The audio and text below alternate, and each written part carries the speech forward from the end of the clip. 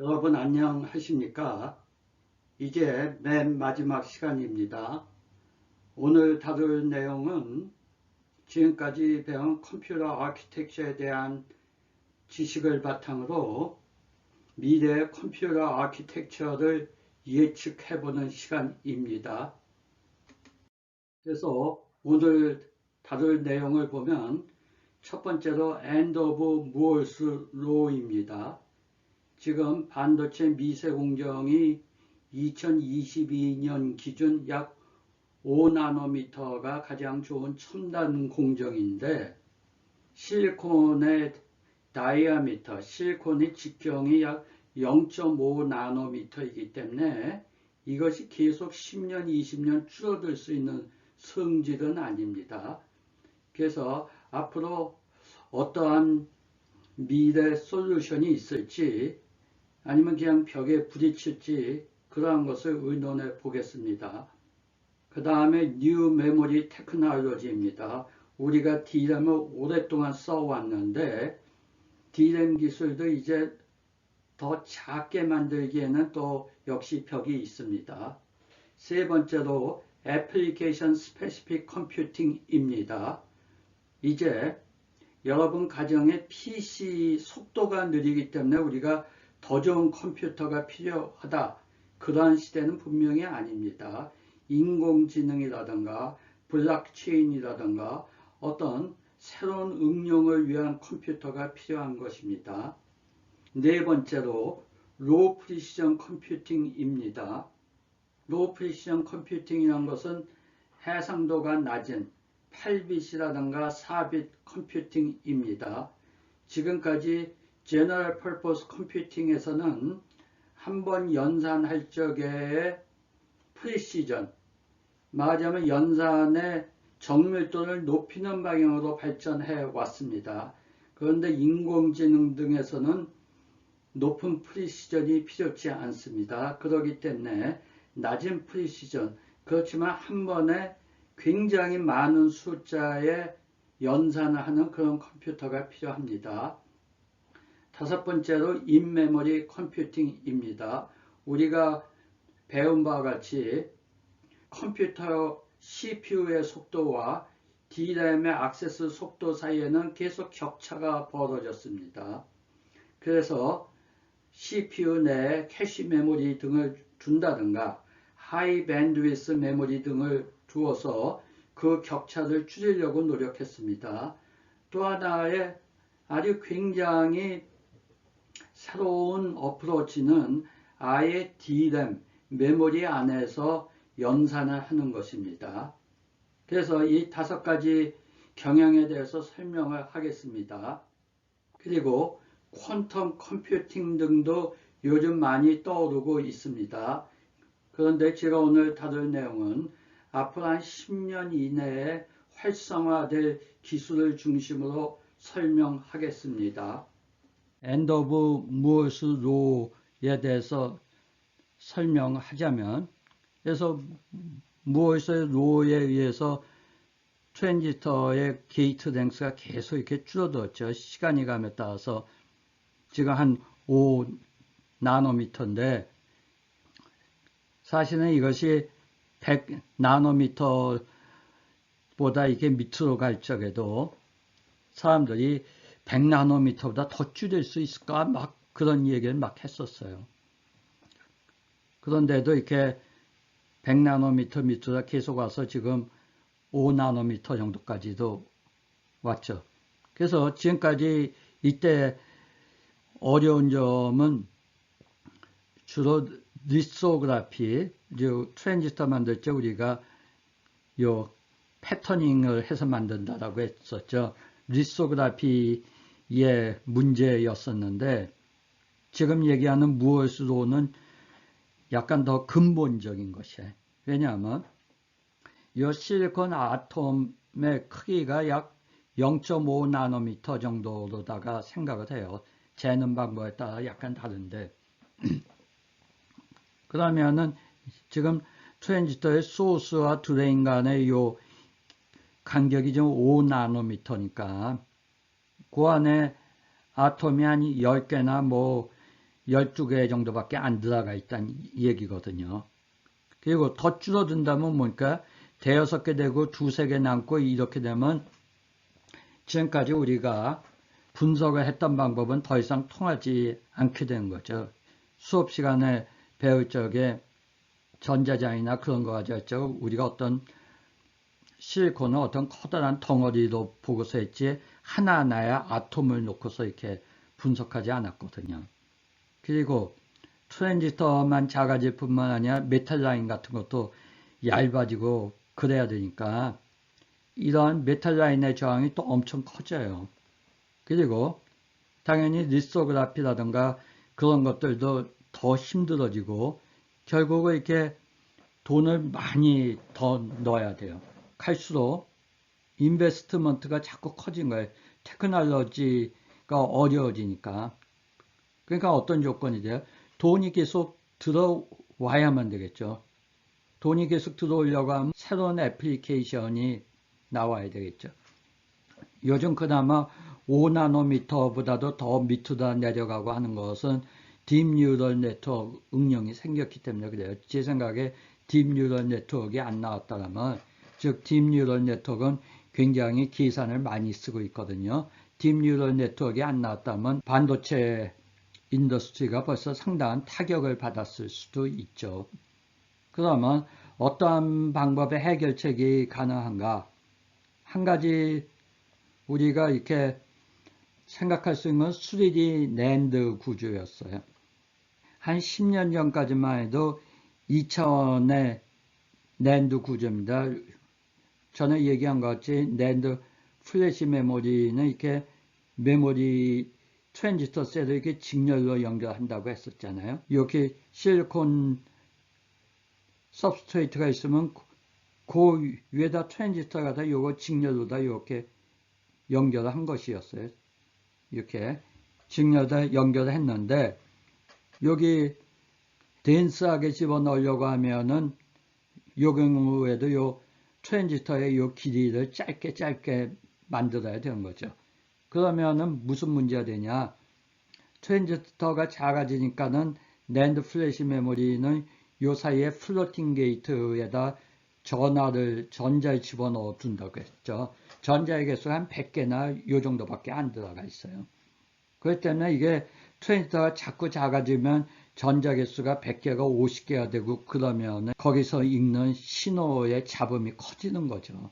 점점 더 좋은 에러 코렉션 코드를 쓰고 우리가 이 시보다는 몇 년 못 간다 했는데 이 구조가 3D 구조다 바뀌었어요. 3D 구조는 이걸 갖다 이 수직으로 다 만드는 거예요. 수직으로 다 계속 실리콘을 갖다가 이 실리콘 이 원판이 있으면 여기서 계속 키워가면서 만드는 거예요. 즉 트랜지스터가 여기 수직으로 다 이렇게 여기 수직으로 다 이렇게 쌓여 있어요. 여기 샌드위치처럼 되어 있는 것이 트랜지스터죠. 그리고 이게 몇 층이 되어 있냐? 요즘 한 128층이나 그런 식이에요. 이거 더 높이려고 그래. 그러니까 어떻게 3D 구조로 가면서는 구태여 각각의 트랜지스터를 이제 작게 만들려고 노력할 필요가 없어요. 이때는 여기다 집어넣어야 되니까 덴시티를 높이려고 하면 가난해가 작게 해야 되는데 이제는 위로다 쌓는 거니까 작게 만들어야 되는 부담이 훨씬 줄어든 거죠. 똑같은 크기로 만들어도 64개를 쌓으면 덴시티가 64배가 되고 이렇게 128배가 되니까. 그래서 이 구조도 물론 무한대로 쌓을 수 있는 건 아니니까 뭐 제약이 있기는 합니다만은 3D 구조로 가면서 굉장히 문제가 많이 해결됐죠. 그러면은 질문은 CPU라든가 DRAM 같은 것을 우리가 3D IC로 못 만들까? 하나는 요 낸드 플래시는 메모리이기 때문에 굉장히 구조 자체가 심플한 데 비해서 이런 로직의 경우는 훨씬 복잡하고, 그리고 로직의 경우는 파워 덴시티 리밋이 있어요. CPU 같은 거 방열판 세게 붙인다고 했잖아요. 낸드 플래시는 전력을 많이 소모하는 건 아니니까.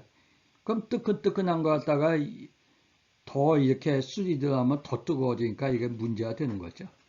그래서 이러한 문제가 있는데 그래도 꼭 해야 된다면 이것이 미래 기술일 수는 있습니다.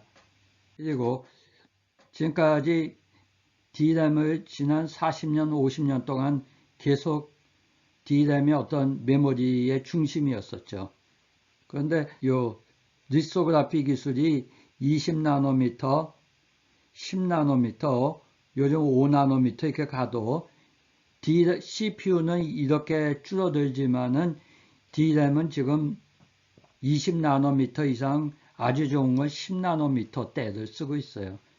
왜 이렇게 공정이 이렇게 뒤떨어졌냐면 D램에는 우리가 아는 바와 같이 이 캐패시터가 들어가잖아요. 이 캐패시터를 일부러 만드는 것입니다. 이 캐패시터 용량이 일정 수준 이상이 돼야 되기 때문에 무조건 이렇게 D램을 이렇게 스케일링 한다고 여기 메모리 덴시티가 높아지는 것이 아니에요. 그렇기 때문에 요 D램의 스케일링의 문제는 여기 있는 요 셀의 차지를 저지하는 캐패시터 문제가 있는 것이죠. 그래서 지금 새로운 요 메모리에 대한 연구를 갖다 많이 하고 있습니다. 그래서 Phase Change Memory, PCM, 그 다음에 STT, MRAM, MLIST 등이 있는데 여기 D램하고 PCM, 그 다음에 플래시 메모리를 이렇게 비교한 거 보면 덴시티는 NAND 플래시가 제일 높아요. 그 다음에 D램이 1이라고 하면 그래서 지금 주목을 받고 있는 PCM은 D램보다 덴시티가 더 높아요. 그러니까 좋은 거죠. 그리고 스케일이 된다 이거 스케일이 된다는 거는 10나노, 5나노미터 쪽에도 요 셀을 잘 만들 수 있다 이 뜻입니다.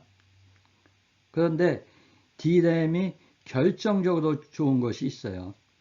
뭐냐? D램은 읽었다 썼다 할 수 있는 횟수가 무한대나 마찬가지예요.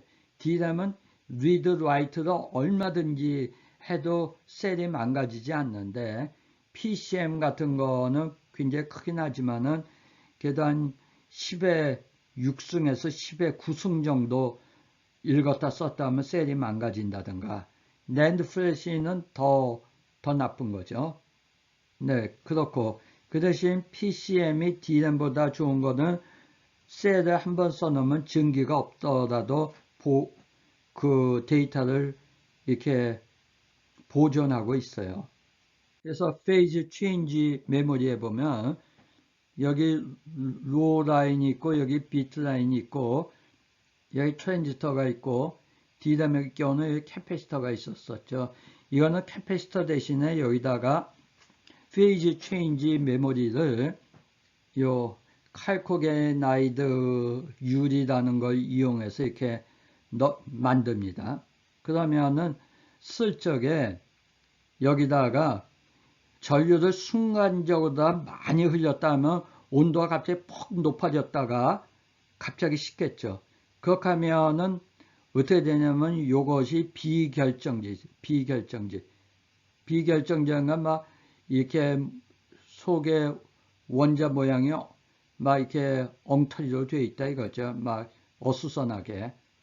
그런데 쓸 적에 여기 적당한 온도로다 길게 써주면 이것이 결정질 딱 이렇게 정렬이 된 구조가 돼서 저항이 이렇게 온저항이 작아요.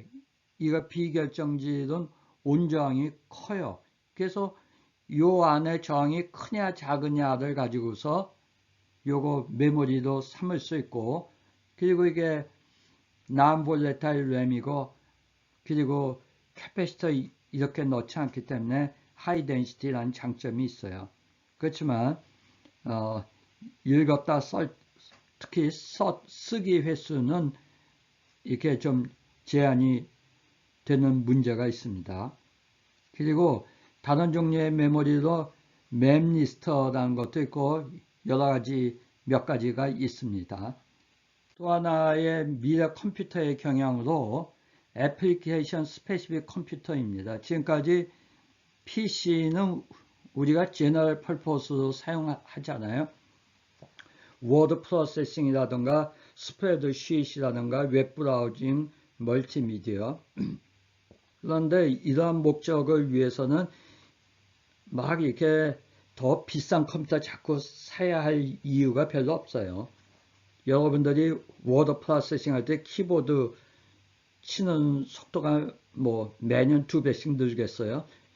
네, 그렇지 않은 거죠. 그래서 하이 퍼포먼스 컴퓨팅의 디맨드는 딥 뉴럴 네트워크라든가 그런 이게 애플리케이션 스페시픽 컴퓨팅을 에서 나오고 있습니다. 그래서 보면은 지금 엔비디아 GPU나 구글 TPU가 한 예였죠.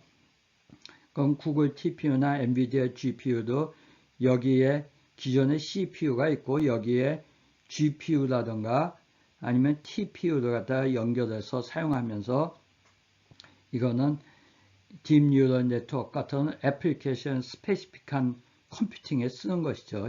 그리고 TPU의 경우 어땠어요? 이 안에 시스토릭 어레이로 된 매트릭스 멀티플라이어가 있었잖아요.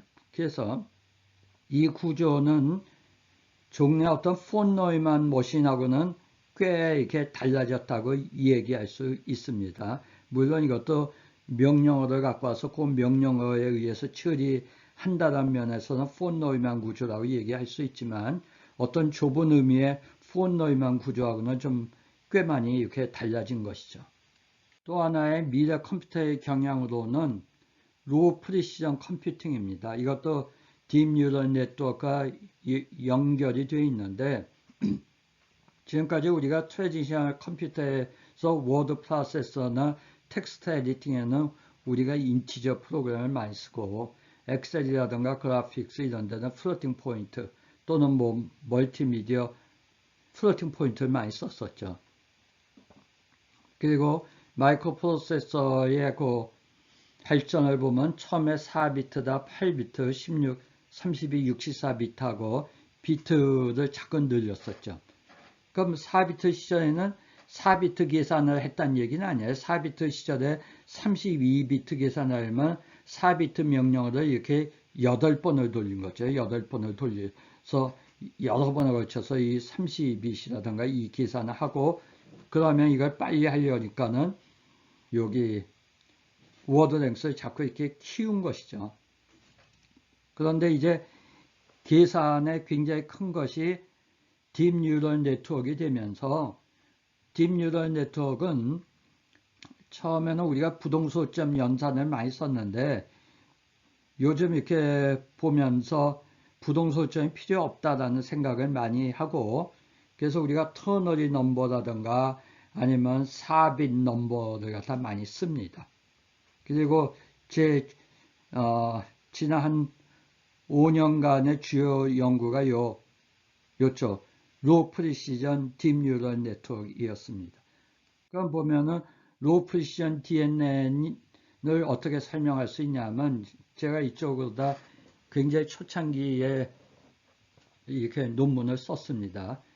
그래서 제가 그때 생각하기를 어떻게 생각했냐면 우리가 딥 뉴럴 네트워크라는 거는 사람의 사람의 뉴런을 모방한 것이에요. 그러면 뉴런 끝에는 다른 뉴런이라든가 어떤 센서에서 받는 여기 시냅스라는 게 있어요. 시냅스. 여기 시냅스가 있는데 그 훈련에 의해서 여기 시냅스의 여기 커넥션이 강화가 된다든가 약화가 된다든가 그래요. 그래서 이 뉴런을 갖다가 우리가 딥 뉴럴 네트워크에서 모델하기를 여기 있는 셀바디를 여기 신호를 좀 더 어큐뮬레이션 하는 시그마 즉 애더로다 놓고 그 다음에 여기서 이렇게 신호가 오면은 여기 있는 시냅틱 웨이트 값을 통해서 이렇게 돼요. 그럼 웨이트 값이 0이면 끊어진 거고 이것이 플러스면 이것이 잘 전달되는 것이죠. 이렇게. 그래서 주로 이거 부동소점 웨이트를 썼고 부동소점으로 되면은 훈련도 편하고 하니까요. 그런데 제가 어떤 생각을 했냐면 여기 시냅틱 웨이트의 프리시전이 높을 리가 없는 것이죠. 왜냐하면 이게 요 사이에 어떤 아이온, 케미칼이 얼마나 이렇게 들어있냐를 가지고서 여기에 전기 전도도가 높으냐 낮으냐거든요. 그러니까 이것이 부동소점 프리시전 일리는 절대로 없는 것이죠. 그리고 실제로 네이처 논문에 봐도 이것이 뭐 한 4빛이라던가 하여튼 그런 정도밖에 안 되는 거죠. 프리시전이 4빛 프리시전이 하면 0, 1, 2, 3, 4에서 15 정도까지인 것이죠. 그래서 사용한 방법이 트레이닝 할 때는 하이 프리시전 웨이트를 쓰고 부동수점도 쓰고 그럼 부동수점 넘버가 1.35 이런 식으로 되면은 이걸 갖다가 1로다 놓고 만약 0.25하고 넣으면 요걸 0으로다 놓는 것이 퀀타이즈 하는 것이죠. 퀀타이즈 해요. 그 다음에 요 값을 다시 리트레이닝 해요. 즉 퀀타이즈 한 다음에 다시 리트레이닝을 하는데 그 자세한 테크닉은 지금 여기서 넘어가고 그래서 리트레이닝을 하게 되면은 굉장히 성능이 좋아져요. 여기 있는 것을 보여주는데 여기에 요 3빛인데 네, 요 맨 밑에가 부동소점이고 그 위에가 3비트 리트레이닝 된 거예요. 그리고 이것이 에라율인데 보면은 거의 비슷하잖아요. 성능이. 그래서 이게 특별히 딥뉴럴 네트워크가 커지면은 리트레이닝에 의해서 좋아지는 정도가 더 좋습니다. 그래서 요즘 나오는 GPU라든가 이런 거 보면은 4비트라든가 앞으로는 2비트라든가 이런 식으로 다 로우 프리시전 컴퓨팅을 갖다 지원하는 방향으로 가고 있습니다. 그리고 퓨처 컴퓨터의 마지막 트렌드다 우리가 인메모리 컴퓨팅 구조를 생각할 수 있습니다. 지금은 폰 노이만은 CPU 프로세서가 있고 여기 DRAM이 있어서 왔다 갔다가 많잖아요. 그런데 이게 왔다 갔다 해서 전력 소모가 많고 딜레이가 크니까 여기 계산, 컴퓨팅을 DRAM 내에서 한다 이거예요. 우리가 DRAM 내에 있으면 DRAM 내 메모리 셀이 있고 여기 뱅크마다 페이지 메모리가 있죠. 그럼 여기에 어떤 간단한 ALU라든가 이런 걸 집어넣어서 컴퓨팅을 하는 거죠. 그리고 DRAM 구조에서 보면은 우리가 수천 개의 빛을 한꺼번에 패러렐로 읽잖아요. 읽은 걸 갖다 한꺼번에 ALU도 여기서 하나 둔다는 것이 아니고 굉장히 많이 둬갖고서 매트릭스 멀티플라이나 이런 계산을 한꺼번에 빨리 할 수 있는 거죠. 그래서 보통의 연산이 아니고 매트릭스 멀티플리케이션이나 커다란 데이터베이스, 빅데이터라든가 매트릭스 멀티플리케이션은 딥뉴럴 네트워크에 많이 사용되고요. 이런 목적의 컴퓨팅에서는 굉장히 효율적일 수 있다고 생각하고 있습니다.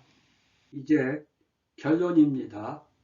반도체 소자의 축소는 이제 거의 한계에 다다랐습니다. 앞으로 10년 이내에 분명 끝이 날 것으로 봅니다. 그렇지만 이것이 컴퓨터 기술이나 반도체 기술의 끝은 아닙니다. 새로운 응용이 있는 한 컴퓨터는 계속 발전할 것입니다. 그리고 미래 컴퓨터는 더 큰 스케일의 패러럴 컴퓨팅이 방향입니다. 지금까지 인스트럭션 파이프라이닝, CIMD, 멀티코어, GPU, 인터커넥티드 컴퓨터 등을 다루었습니다. 그리고 애플리케이션 스페시픽 컴퓨팅, 인메모리 컴퓨팅 등이 나올 것인데 이러한 것은 처음 컴퓨터의 시작인 폰 노이만 컴퓨터 구조로부터는 상당히 멀어진 것이 되겠습니다. 그리고 최종적으로 이 컴퓨터 아키텍처 시간에서 배운 지식은 미래에도 계속 유용할 것입니다. 그래서 제 강의의 특징은 여러분들이 지난 세월의 컴퓨터 디자인을 잘 하는데 목적이 있지 않습니다. 여러분들이 이 강의에서 어떤 인사이트를 얻어서 앞으로 10년, 20년, 30년 후에 컴퓨터 시대에도 역시 창의성을 발휘할 수 있도록 그러한 능력을 배양하는 것을 목표로 했습니다. 감사합니다.